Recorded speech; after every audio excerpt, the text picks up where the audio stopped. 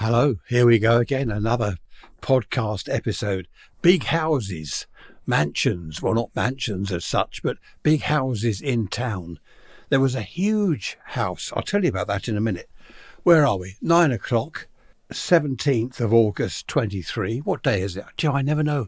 It's awful. A couple of people have emailed me and said, why don't you find out what day it is before you start the podcast episode? Yeah, I suppose I forget. I forget to find out what day it is and I've forgotten. Anyway, it's Thursday. 22 degrees centigrade, which is 72.6 Fahrenheit. 69% now, humidity. 1019 millibars. And the flag, well, just now it was windy from the east. Yeah, it still is a little bit, a breeze from the east.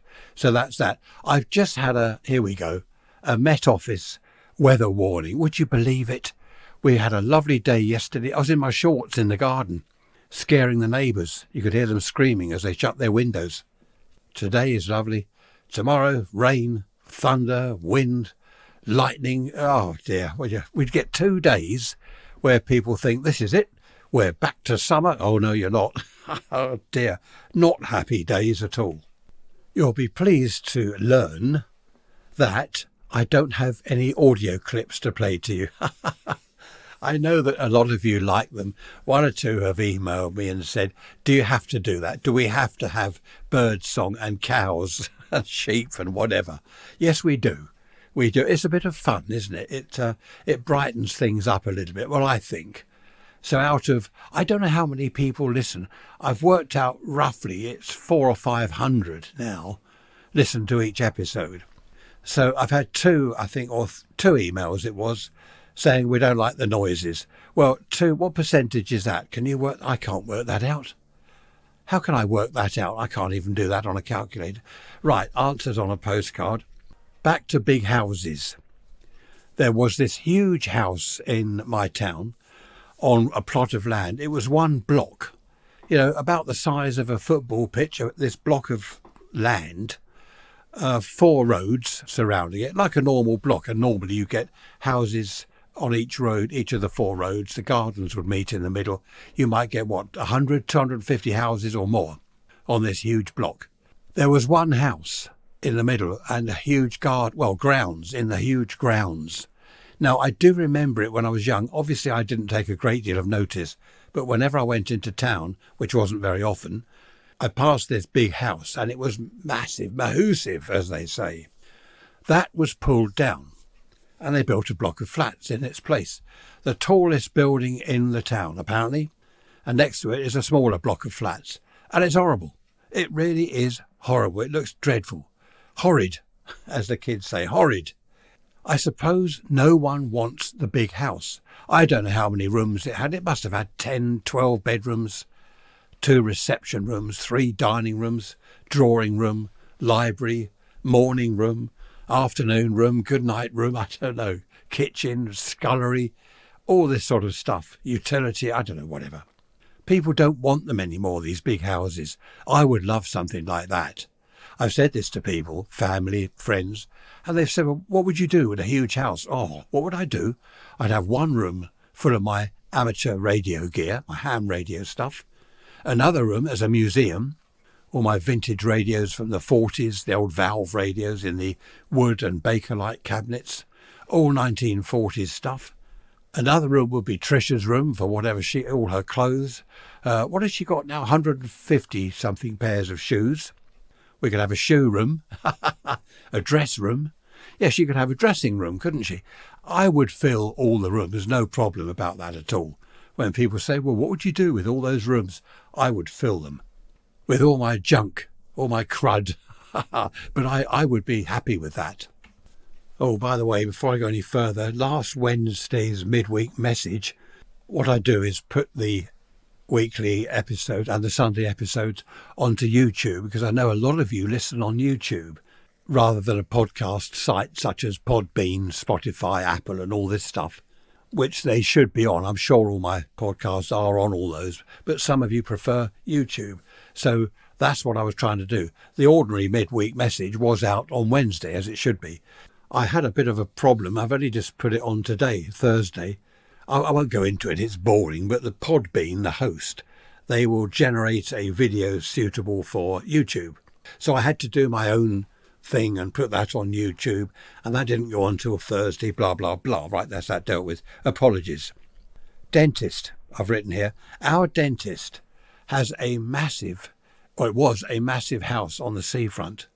It's wonderful. The waiting room is the ground floor, front room. So you look out over the sea, you can see the pier, all the people on the promenade, and all the windmills. They're not windmills, are they? They don't mill things. The electricity wind farm, whatever they call it. All these wind things out on the sea, and it's great. I like sitting in I'd rather sit in the waiting room looking at the wind farm than sitting in his chair.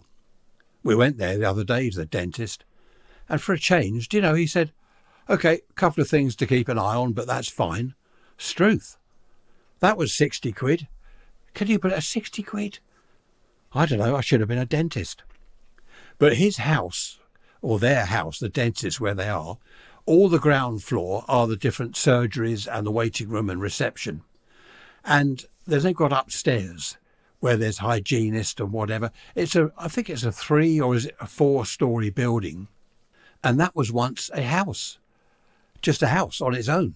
Wonderful, that must have been. In the waiting room, which was the lounge, there's a huge marble fireplace, really high ceilings. You couldn't paint them on an ordinary ladder. You have to get something huge. Lovely ceiling, all the ornate plaster work round the edges. Really nice. Now, that was one house, and whenever I sit in there, I think, this is it. People sat here in probably 1800 and something by the fire, watching the horses and carts go past outside. They got the beach down there and the pier. Don't know when the pier was built. Something else to add to my list. When was the pier built? But there's a lot of big houses still left. A lot of them on the seafront. Further out of town, the big houses, as you move out of town about half a mile, they've gone. They're all blocks of flats along the seafront. And sorry if you live in one of those blocks of flats and you're listening to this, but they do look ugly. You'll probably agree, even if you live in the flats, they are ugly. I've been in 1 or 2 of them. I've known people, and they're okay inside. Some have got a bit of a balcony, a lovely view of the sea, especially when there's a thunderstorm going on at night. Brilliant view of that, the lightning over the sea. But there we are, people live there. They choose to live there if they're happy with that. It's just that the whole seafront, as you go to the west out of town, well, and the east, it's just blocks of flats and it just looks horrible. It's now Friday, 7:15 in the morning, 25 degrees, really warm out there, and it's lashing with rain. We've got thunderstorm warnings. I've looked on my thunderstorm map and it's out in the channel, the English channel, because I'm on the south coast, as you probably know, and it's heading our way. I'm going to have to disconnect my aerials. I don't want lightning striking my aerials and blowing up my radios. The 12th of April, 1862. Do you know what happened then? That's when Worthing Pier was opened. I said I'd find out, and I've just looked it up. 1862. Amazing, isn't it, how long it's lasted? Of course, in Brighton, there are 2 piers. Is there Palace Pier and, is it West Pier? The West Pier is all in bits, isn't it? It sort of fell apart. So there's a bit of useless information for you. Just going back to houses for a minute, not necessarily big houses. There's been a thing on the news recently here in Britain about building houses and which land to use. And someone has suggested building housing estates on golf courses. Well, is that a good idea? Apparently in London there are a lot of golf courses and people are saying, well, why not build houses all over them? I don't think the golfing fraternity will go along with that. I'm not a golfer. I've never played golf. My neighbour does. A few of my friends play golf. It's not something I've ever even tried. I've played mini golf, putting or whatever it is, crazy golf, all these daft things. Play those with the grandchildren. They love all that, where you have to hit the ball through a tunnel and then into something else. That's quite good fun. But I've never actually played proper golf on a golf course. But I don't think it's a good idea to build houses all over them. What do you think? Let me know. Ray's Rants at protonmail.com. A friend of mine, his parents in town, they rented a huge house. In fact, it was the ground floor. I think it was made into flats. And the ground floor, it was a massive... He reckons from the front door to the back door was 100 feet. Now, he was prone to lying. I mean, exaggerating. Actually, he was prone to lying. I wonder whether he's still around. Dave was his name. Dave. I won't mention his surname. But everything that happened to him, he exaggerated or lied. I took that roundabout at 60 miles an hour in the van. No, David, you can't do that in any vehicle. And it was a really small roundabout, and you just can't do 60 around it. You know, you roll the van over. Anyway, there we are. So this flat of his parents, he held a party there once, his birthday party, and we all piled round there. And what we didn't know was, all us party goers, there was a basement. He was saying, come in, and led us to this door under the stairs. There we are, down there. And of course, we're all thinking, well, where are we going? What's this, a coal cellar? And we went down these steps into this huge basement. It was divided into several rooms. And he'd got it all as his den. It was brilliant, absolutely brilliant. And I was envious. I thought, I want a house. I want a house with a basement. My son in North Carolina, he's got a basement. It's not like David's was. It's not a rough old brick walls and all the floor joists and things above you. You know, it's a proper one. It's part of the house. And down there, my son's got his office. He's got a kitchen and a bathroom, I think, a toilet and stuff. So it's a self-contained flat, apartment, if you like. And that's where he works during the day, which is good. But this Dave's place, though, it was absolutely brilliant.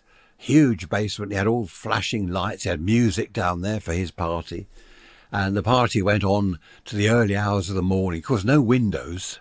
We didn't know what sort of time it was. No one was bothered about the time. When we eventually went home, we went up the stairs and went outside. It's daylight. The sun was up. Because down there, there's, as I say, no windows. You've no idea what's happening outside. So good fun. I always wanted a house with a basement. I used to think one of these days, you know, when I get a house, the first thing I'll do is make sure it has got a cellar or a basement. So many haven't, though. Even older houses, or terrace houses, don't have basements. I suppose that would be difficult, wouldn't it? Because you've got a whole, you know, the house has to have foundations, the whole row of houses. If you had basements, that would be quite difficult.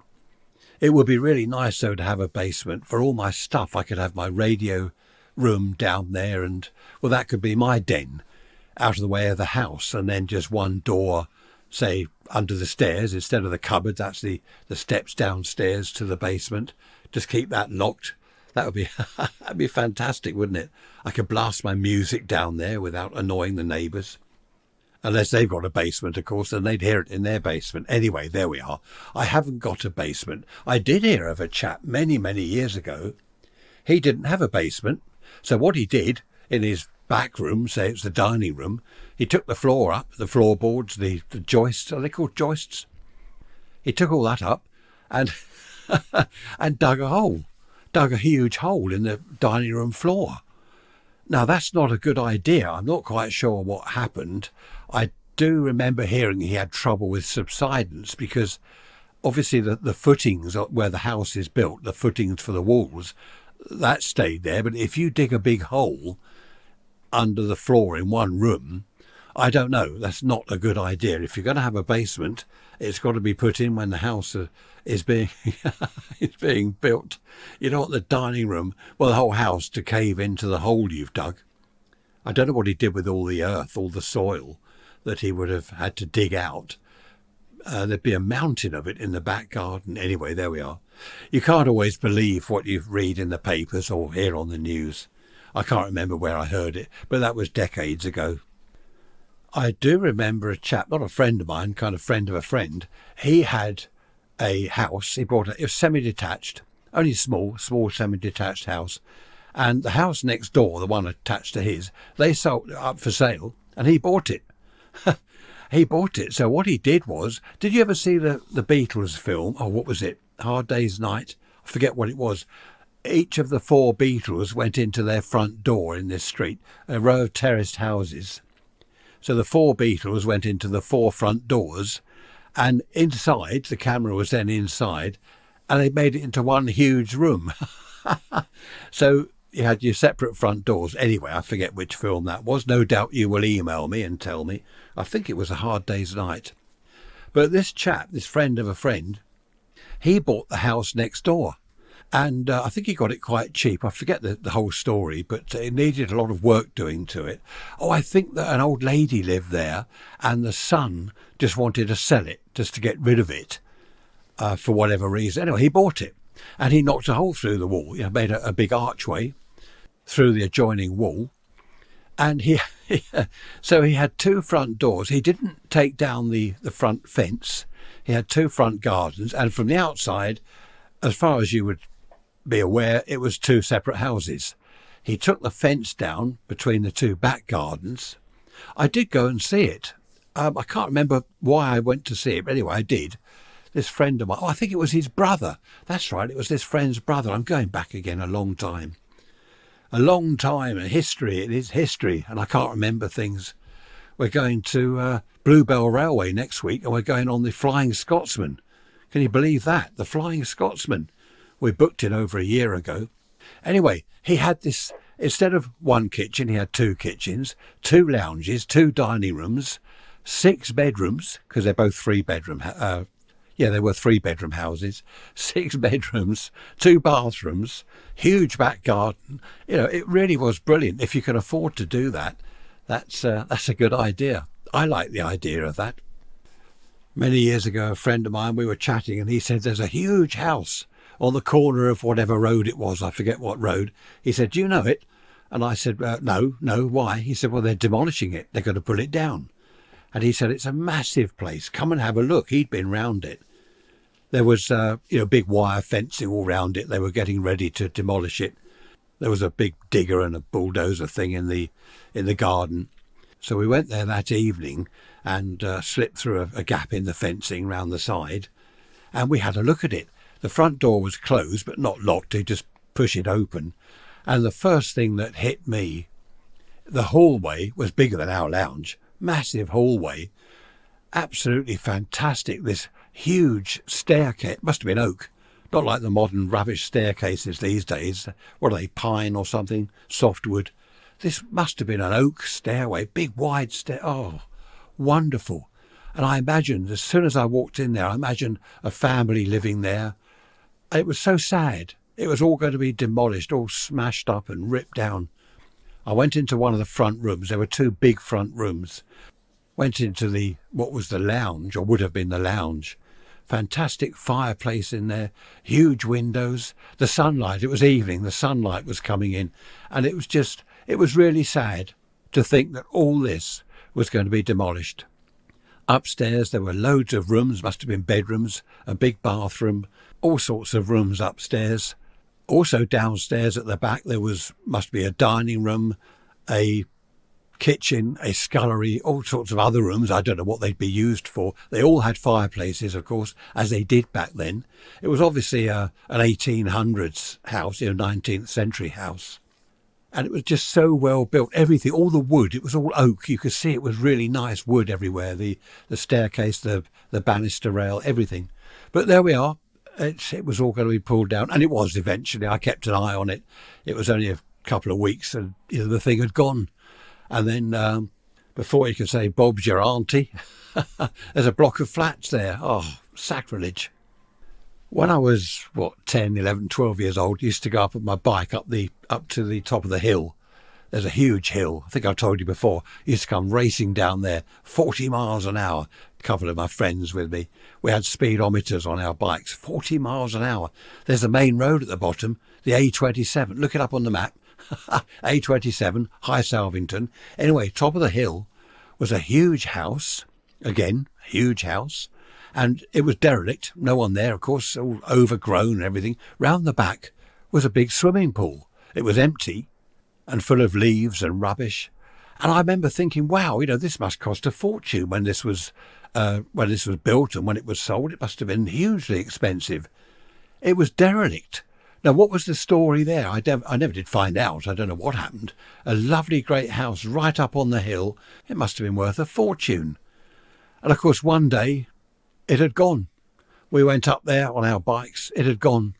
And I don't know what's there now. What did they build there? I can't remember. I can remember the name of the road. I might go and have a look. I won't say the road in case someone, I don't know, best not to mention the name of the road. But next time I'm in that area, I'll go and have a look. I know exactly where it was. Well, more or less. Can you say more or less exactly? I mean, it's either exact or it isn't. I don't know. But I remember the name of the road, and there weren't many houses there. So a swimming pool, though, in the back garden. Oh, wonderful. Not that I can swim, so it would be no good to me. There was another house until recently. That was derelict in, where was that? West of where I am. Yeah, Goring. Not far from where my mother lives. We went there this morning. It's Saturday now, by the way. This house, totally derelict. Kids had gone in there. All the windows smashed. Just totally derelict. Doors ripped off. It must have been very damp in there. And it was like it for years and years and years. Wonder what the story is there. But why? Someone must have owned it. It's not just sitting there unowned. And suddenly, one day, went to see my mum on a Saturday morning, as we do. There's builders there. There's a fence round it. There's stuff going on. Anyway, they've done it all. Really looks nice. Fantastic place. And it's sold. There's people living there now. But I wonder what the story is. How do you find out? I could go and knock on the door. Say, excuse me, I like your new house. Do you know the story? Because it was derelict for years. They might not know that. Mind you, the neighbours would tell them, wouldn't they?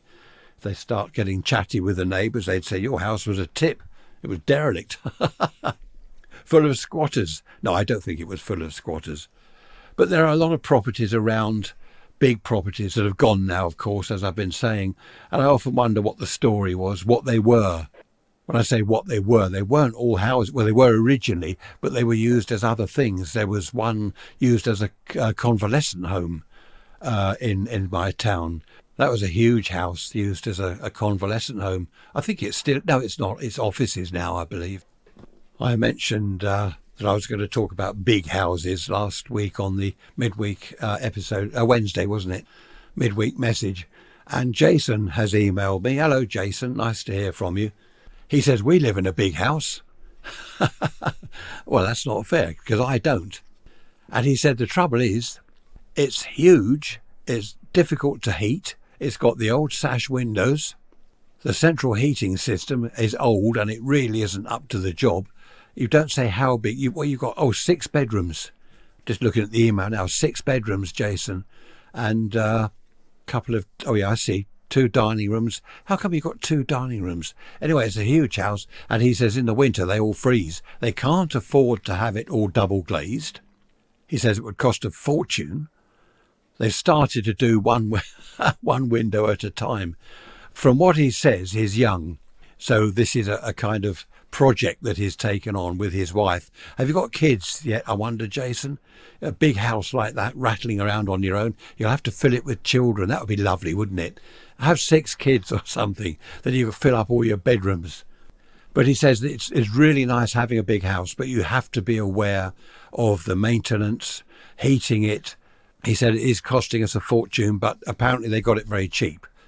I don't know what cheap is these days, Jason. How cheap was it? You should have given me more info, Jason. I need more information. I need your name, your address, your phone number, so I can come and have a look and take photographs for the website. There we are. No, that is a good point, though. If it's got the original sash windows, the old wooden windows, and a central heating boiler that is decades old. Do you know my mother-in-law's boiler? What did she say it was? It's 30 years old, their central heating boiler. 30 years old. Ours is, 20 years old. We had the heating replaced 20 years ago. The whole system. I don't know where the decades are going. But thanks for that, Jason. Yeah, that is a good point, isn't it? It's all very well having a huge house, but you've got to heat it. It's like owning a Rolls Royce. OK, you can afford to buy a Rolls Royce, but the servicing, the exhaust system probably costs as much as my car did. The tyres, they're all expensive, aren't they? Any big, expensive, posh type car, The tyres cost a fortune. Everything costs a lot of money. Just a simple service will cost you a lot of money, too much money. I'm not into cars. I've never been into cars. I used to have an MG Magnet many years ago, Farina style, Connaught green, racing green. That was nice. Twin SU carbs. Anyway, you don't want to know about that. That's the only car that I've ever owned that I've liked. I haven't liked any. We've got obviously a modern car now. The engine light. Did I tell you about the engine light? It came on again. Then it went off. I phoned the garage and I said to him, look, it's off. Do you want me to bring it in because we've got it booked? He said, well, not if it's gone off. And I said, what are we going to do about it? Leave it? He said, well, if you don't care about it, leave it. I won't tell you what he said because it's a bit naughty, but we're just going to leave it for the while. And just for the time being, and see what happens. Damn engine light. I've got mind to take a bit of black tape and stick it over it so I can't see it. No, it's been off now for a week.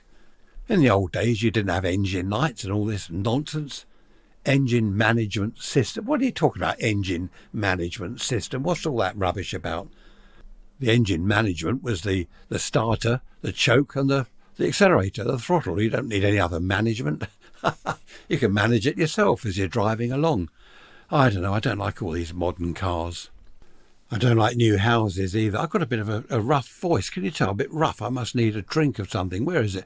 10:10 in the morning. Windy. Nice day again, but I don't know.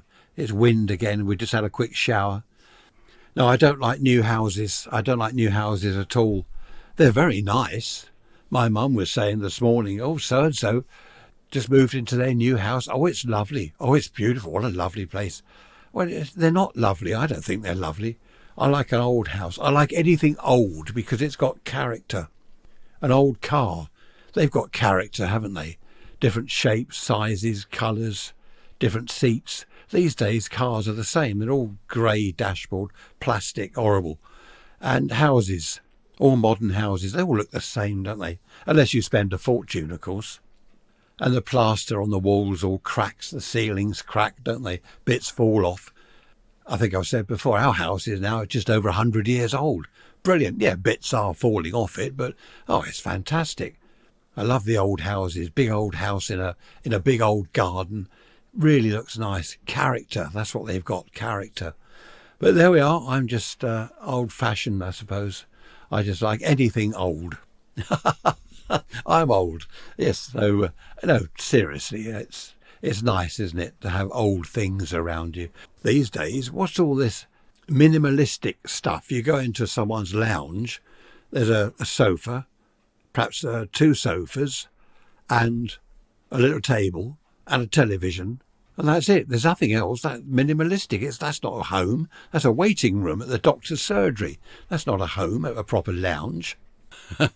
Listen to me moaning. Well, my mum said this morning, she said, one thing about you, Ray, is you never moan. And Trisha's face, she looked at me, looked at my mum. Really? Do I ever moan? Some big houses, they weren't all pulled down. Some were made into flats. I don't mean demolished and built a block of flats. The original house was made into flats. Some of them are quite nice because they're very old houses. They've got the character, and as long as the outside isn't ruined too much, you've still got the front garden, the big front door. But of course, when you go in there, you've got separate flats. That's quite nice. I've been inside 1 or 2 of those over the years.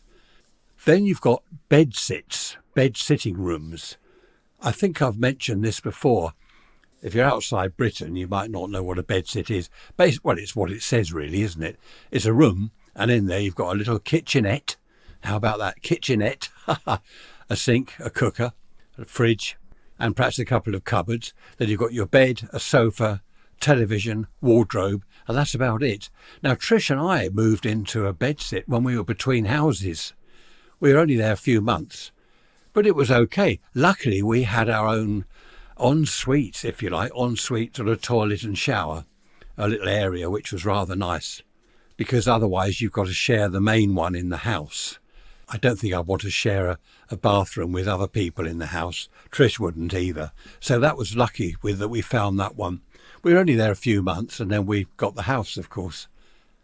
But we were quite happy there. Okay, it's a little bit pokey being stuck in one room, but we were quite happy there. It worked out very well, in fact. We had a clothes rail with a load of clothes on it, and Trish was sorting that out, and the whole rail and all the pile of clothes hanging on the rail fell over on top of her, and she's buried. And I say, where are you? She's under a mountain of clothes. But that was good fun, you know. Anything like that, you can make it good fun. It doesn't have to be miserable, oh, we're stuck in one room. It was nice. And then, of course, we that's before we came here into the house. So it all worked out nicely in the end. Quite a few people that are moving house, they sell their house, then they can't move into a new one, or they haven't found a new one, so they will rent, and they normally rent somewhere very small. In a way, it was rather nice because we had no worries about keeping up the garden or cleaning the windows or doing anything. That we were just in this room, no bills. The electricity was included. Oh no, we had a slot meter for that.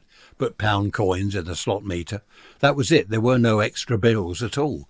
You just pay your rent every week. The chap used to knock on the door and we give him the cash. And that was that. Talking of cash, what do you think about this cashless society they keep on about, banging on about it on the telly? How can you not have cash? I don't know. Which side are you on with that? Do you think that we need cash, or do you think we don't? Well, we can do without cash. I saw something on the telly the other day. Old people, they were asking in the street, like me. I must not keep saying like me. I'm not old, am I? Elderly people in the street, they were saying, oh no, we want cash. We want cash. You know, if we see a busker playing his guitar or something, we can put some money in his hat. How can you do that if you haven't got cash? Younger people that they asked in the street, what do you think about it? Don't use cash, never have cash on me. I've got Apple Pay on my phone and all this stuff. Talking of which, guess what I've now got? I've got a new phone, well, Trisha's old phone. I've got, what's mine? I've got a 12. She's got a 14. Is it Apple iPod? I don't know. It's not an iPod, is it? I can't keep up with it all. People laugh. The grandchildren laugh at me. Oh, Grandad, what phone have you got? I don't know. So mine's a 12 and it's now got Apple Pay on it. Well, I didn't know what that was. Trisha told me that I can now go places and pay on the phone. So I said, well, I can go anywhere and sort of use my phone. Yeah, go anywhere. So I thought, well, that's a good idea. I don't know how secure it is. What if I lose my phone, they find the phone and they use my Apple Pay? I don't know. I've got to look into all that. But the moral, not the moral of the story, the idea of the story was that youngsters interviewed in the street, would you go cashless? Well, they don't have cash anyway, they were saying. Older people, oh yeah, we need cash. So again, there's this difference, isn't there, in the generations. As the older people fade away, the younger people grow up, then we probably won't have cash. But what do people do? This is what I've been thinking. What do people do, like a cheeky little cash job, as they say? HMRC, His Majesty's Revenue and Customs. What's that all about? Inland Revenue. What is it in America? IRS, isn't it? Inland Revenue Services. Well, if there's no cash, how are you going to do it? It's all going to be on recorded, isn't it? At your bank and stuff. Oh, you paid him 30 quid for doing a quick plumbing job. Instead of bunging him the cash and there's no tax man involved. I don't know. For me, I reckon that we need cash. So what are your thoughts on that? It's an interesting one. Eventually there won't be cash, I know. Anyway, raise rants at protonmail.com. If you've got any spare cash, then send it my way. Another thing people have mentioned is putting money in birthday cards. We've always done that, especially people that live far away. You can't take them a present or whatever. You stick a tenner or something in a birthday card. Well, that would stop. Yeah, I suppose you can buy these gift vouchers, but they're rubbish, aren't they? So I don't know. The thing is, though, if you go out, say, to the pub with 30 quid in your pocket, you know what you've got. If you go to the pub with your card or your Apple Pay phone, I'll have another pint. Oh, it's my round. Oh, it's my round. I'll have another one of those and one of those for him and one of those for her. And before you know it, you spend a lot of money. You wake up the next day, have a look on your phone. What did I spend last night? 150? Oops, how did I do that? Yeah, do email me on that one. That'd be interesting. Have you got this in America? I don't know where it all started here, but this Cashless Society thing started some time ago. People banging on about it as they do. Everything's changing, isn't it? Everything. I can't keep up with it. Oh, by the way, thanks to everyone that emailed me and said you've put the midweek message on YouTube twice. I did that. Did I explain that? I thought I'd explain that. I couldn't get it on via Podbean, so I put it on myself, did it myself, and then Podbean, it went on anyway. I don't know, and we ended up with it on there twice. Well, that's a bonus for you. You can listen to it twice. Not a bonus, they say. That's not a bonus at all. Okay, where are we going from here? We talked about houses. I've just dropped Tricia off and daughter number one in town. What's this local radio station? We've got More Radio. Have you ever heard of such a useless name for a radio station? More Radio. I call it More, well, I can't say that, More something else. In the old days, we had Radio Caroline, Radio London. Do you remember Radio Screaming Lord Such? That was brilliant. Radio Swinging England. All these names that people dreamt up, and now we've got More Radio. I don't know. Anyway, they're doing it's like a party in the park.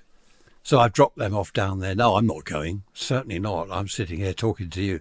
I'd rather be here talking to you than go down there. All those people, that noise, dreadful music blasting out. So I've got an evening here alone. Where is it? It's 6 o'clock now. Saturday evening. Lovely evening, actually. A bit of wind. This is going on at 8 o'clock tomorrow morning, Sunday, as usual. So they're finishing about 11, and I'll get a phone call to pick them up. The thing is, they've got VIP passes. So I don't know whether this is a good thing or not. There's a VIP marquee, and in there they've got free food, and it's a free bar. So, yes, Tricia and daughter number one are there now until 11. That's 5 hours with a free bar. So I might be collecting 2 giggling, swaying around ladies later on. We shall see. And I've got a cup of tea, of course, being an upright pillar of the community that I am. As you drive north out of Worthing, go towards, where we're going towards Washington, Ashington, then you've got West Chiltington, Thacombe, Fittleworth, all these places. There's some lovely big houses out there, really nice. You're driving along a country lane and there's sort of not a pathway, like a roadway.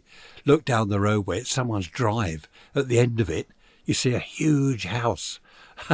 Absolutely amazing, some of these houses. Now, they won't be knocked down and made into flats. They are for, obviously, people that have a little bit more money than I do. Quite a lot more money than I've got. But some of them are so nice. What we've done in the past, we've parked somewhere and then walked down the lane looking up the driveways at these lovely properties.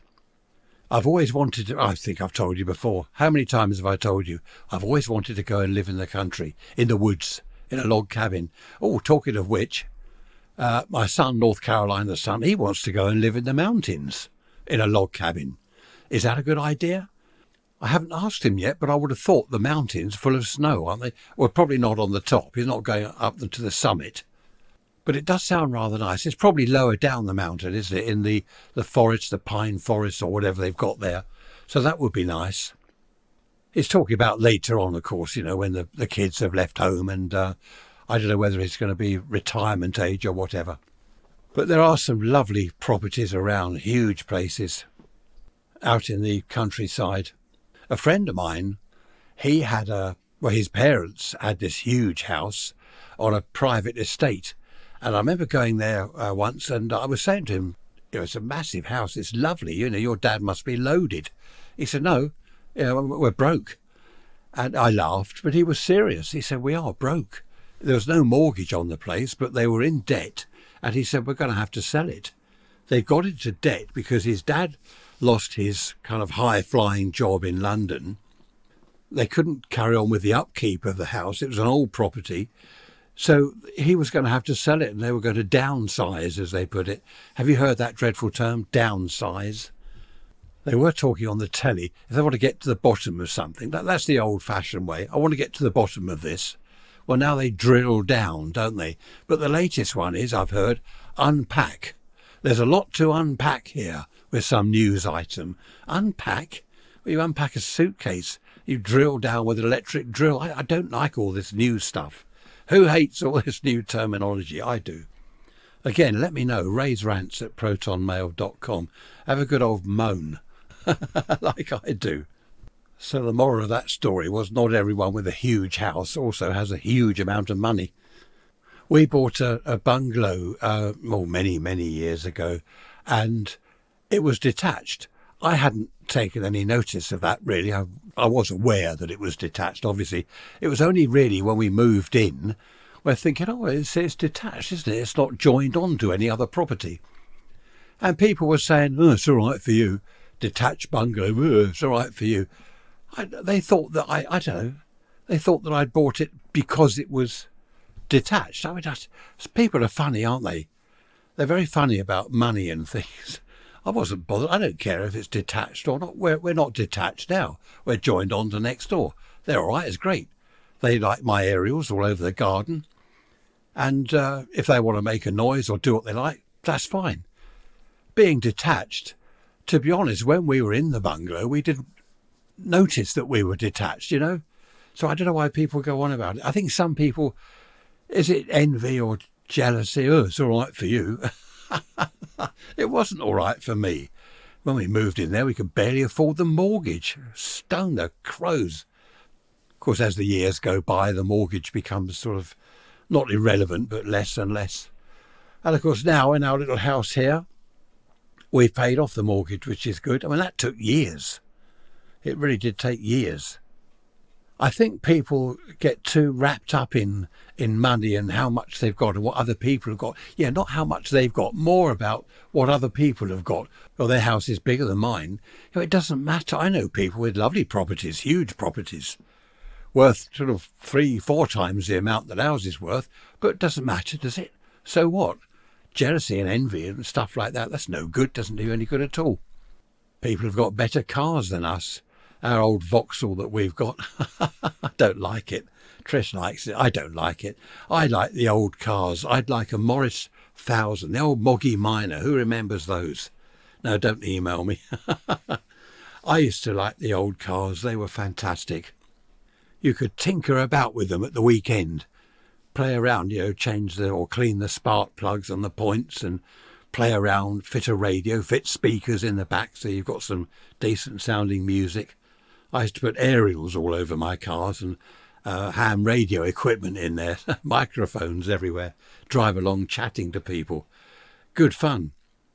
And as I said earlier, the old cars, the old houses, they had character, didn't they? I like people that are characters. I don't know what it is. I seem to be attracted, or I attract people with, not weird people, but people that are characters, let's put it that way. That's nice and polite, isn't it? Strange people, strange characters. They're great fun, perfectly harmless, but I don't know, they got hobbies and they're nerds. And well, I've got a hobby and I'm a radio nerd. I suppose like attracts like, doesn't it, or something? But I do like anything with character, not just houses and cars, but people that dress differently. I think that was the thing about the 60s.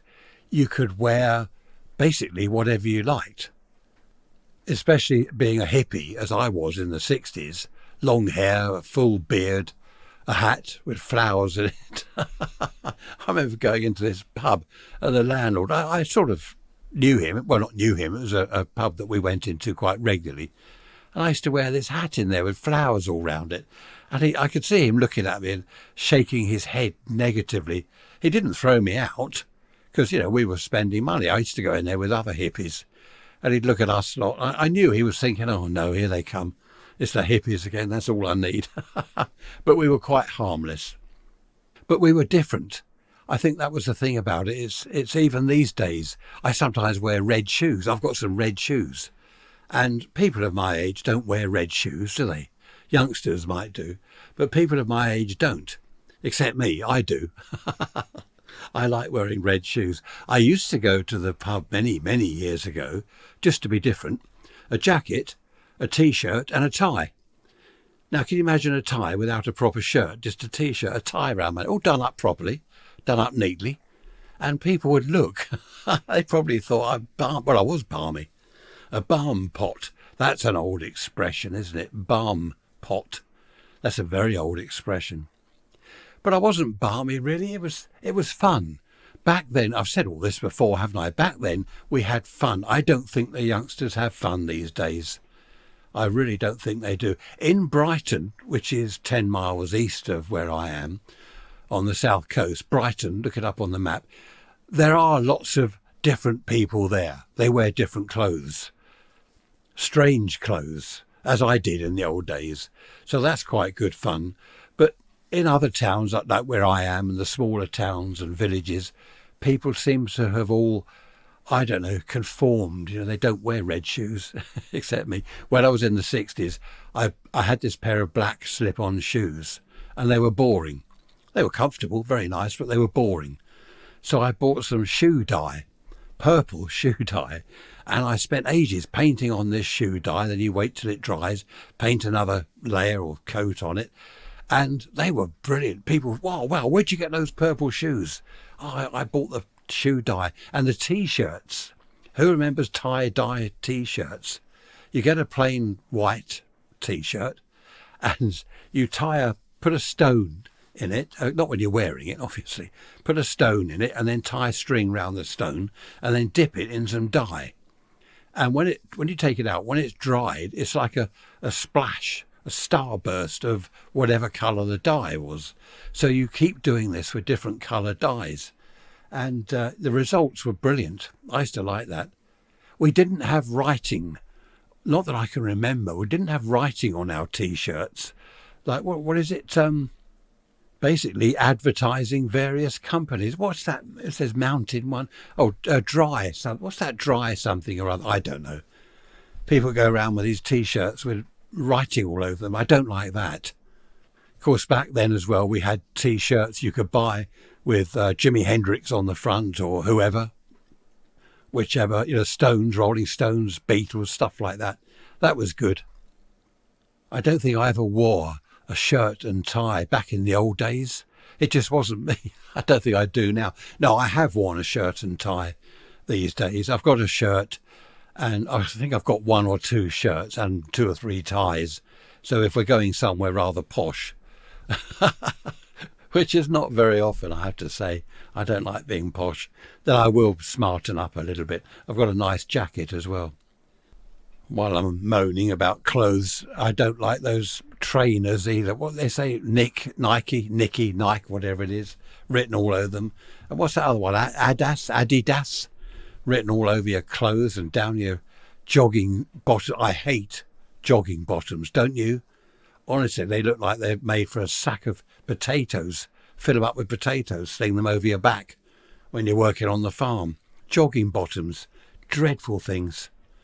Of course, we had the flares. You must remember the Lionel Blair's flares in the 60s. And they went into the 70s, didn't they?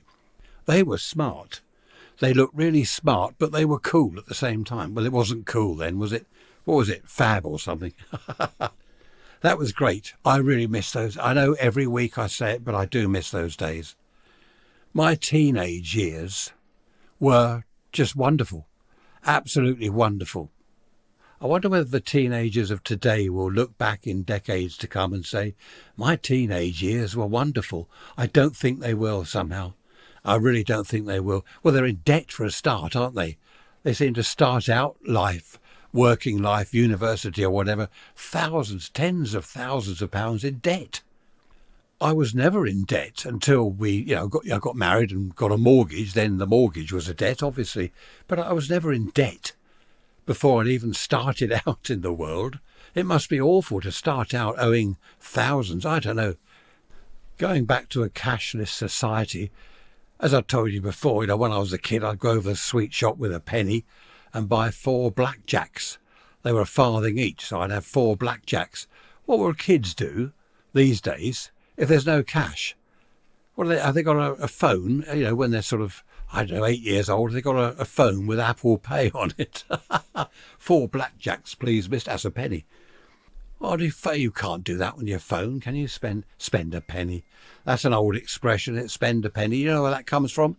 You know, I need to go to the toilet, spend a penny. That's because they were a penny to get into the toilet, in the cubicles and things. You had to put a penny in the slot. That's why they spent a penny. 20 pence now, I've noticed. I won't mention where, but we go somewhere which is rather nice for a coffee, and the toilets are outside. You've got a turnpike thing, 20 pence to get in. Often I've said to Trish, I'm not going to I'll go in the bushes. No, you're not. She won't let me. She has me under control. I'm not allowed to go in the bushes and spend a penny. I have to spend 20 pence to go in the toilets. She says I'm dangerous when I'm let loose in public. I don't think that's true at all. You will have noticed in this Sunday's episode we've got no mooing cows or sheeping sheep or ducks or birds or geese or anything. Trains going past at the end of the garden. Nothing at all. Not even Ian's sheep going. Oh, that was good fun. Now there we are. There's a character. You're a character, Ian, aren't you? You've got your mint saucians and you've got, what was your horse? Tilly. You've got your horse, and the sheep aren't to be eaten, they're pets. So there's a character. Well done, Ian. I like the sound of that. As I said, it's nice to be different. Trish calls me renegade. I had to look that up. I mean, I know roughly what it means, but renegade. And a chap I used to know years ago, he said I was bohemian.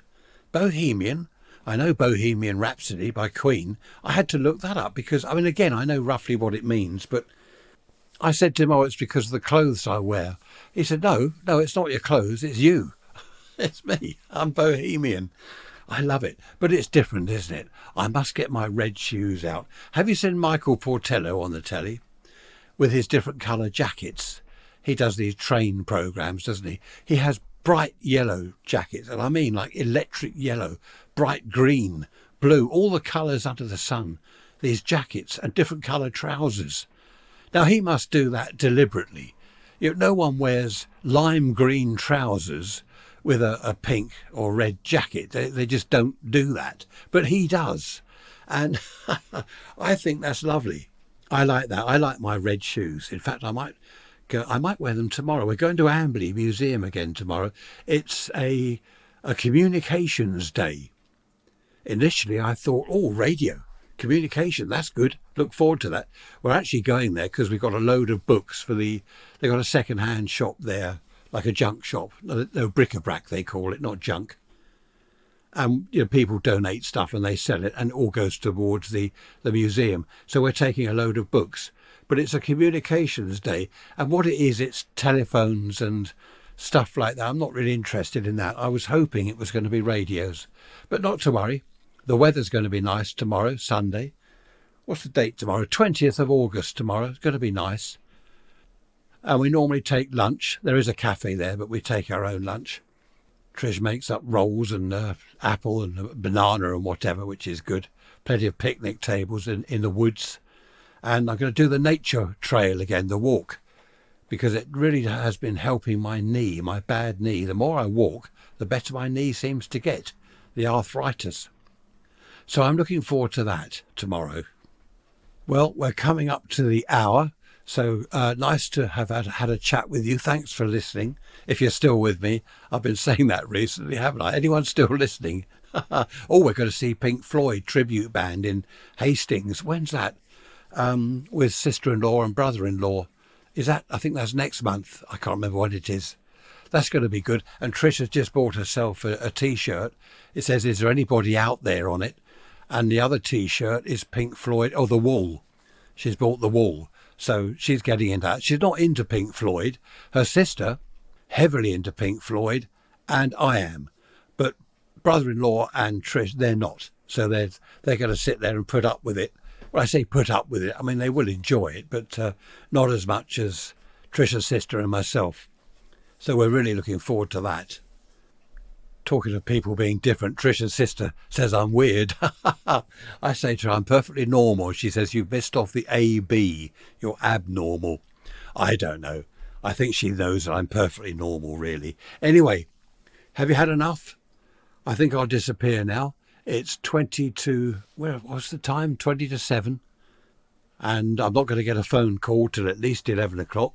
So I might blast out some Pink Floyd, having talked about it, put my red shoes on, my dancing shoes. No, you don't dance to Pink Floyd, do you? Might turn my radios on later, see if I can find any nerds to chat to. So all look after yourselves, take care, don't do anything I wouldn't do. Get some shoe dye. There you are, there's a little challenge for you. If you're old, and I mean I'm not old, but if you're old, get some shoe dye, get a pair of shoes out of the cupboard and dye them red or yellow or something. And I might have to look round for some Michael Portello jackets. I'll leave you with that thought in mind.